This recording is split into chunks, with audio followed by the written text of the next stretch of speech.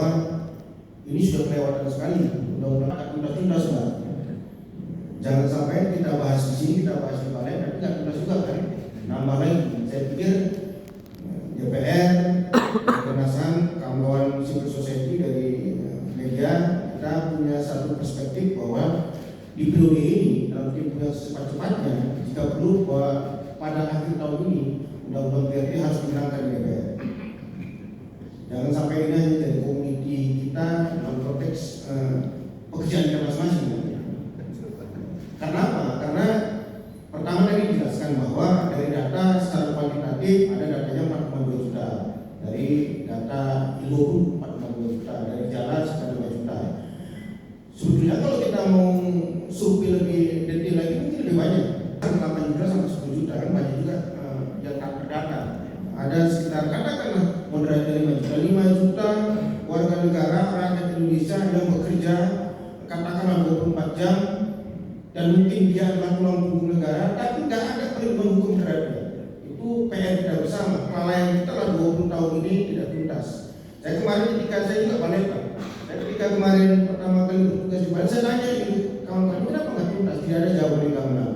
Padahal ini terkait dengan hajat hidup 5 juta rakyat Indonesia yang saya tidak percaya bagian dari tulang punggung keluarganya. Saya pikir itu semangat kita. Saya pikir dalam konteks itu kegiatan ini bukan yang pertama yang terakhir. Kegiatan ini harus ditindaklanjuti dengan aksi-aksi nyata mendorong setiap pemangku otoritas kepentingan untuk memastikan bahwa undang-undang ini dimenangkan di periode ini. Apakah tahun ini? Kalau bisa cepat-cepatnya tahun ini. Karena memang pembahasannya di balik sudah berlangsung. Yang kedua, saya pikir memang ya tadi secara kuantitatif ada sekitar 5 juta. Secara kualitatif memang juga kita sama-sama tahu ya sebetulnya ini kondisi PRT di Indonesia.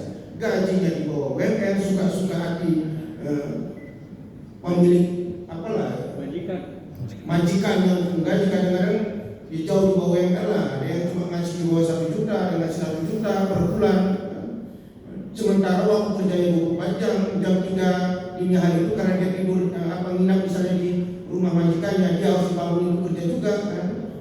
Begitu juga misalnya majikannya memperlakukan dia seperti tuan dan hamba kan. Ya semacam ada DPPO-nya. Saya pikir jangan, kalau nanti masuk ke ada payung undang-undangnya kan sudah bisa ditindak majikan-majikan seperti itu. Tadi dijelaskan tidak ada satu undang-undang pun yang memayungi. Undang-undang nomor 13/2003 itu malah lebih lebih kaku menjelaskan bahwa PRT bukan bagian dari pekerja formal, tidak masuk dalam payung undang-undang tenaga kerja nomor 13/2003. Belum lagi misalnya tentang peraturan regulasi yang terkait dengan pekerja paruh waktu. Saya pikir ya selama ini ya PRT ini terbiarkan saja, terabaikan saja. Oleh karena itu tadi sudah dijelaskan oleh dari balik ada nanti beberapa aturan-aturan yang itu bisa memayungi bagaimana PRT ini bisa secara maksimal kita lindungi lah, baik gajinya, baik jaminan kesehatan dan jaminan hari tuanya, baik waktu kerjanya, dan ketika ada persoalan sengketa dengan majikannya juga jangan sampai PRT-nya selalu terkalahkan.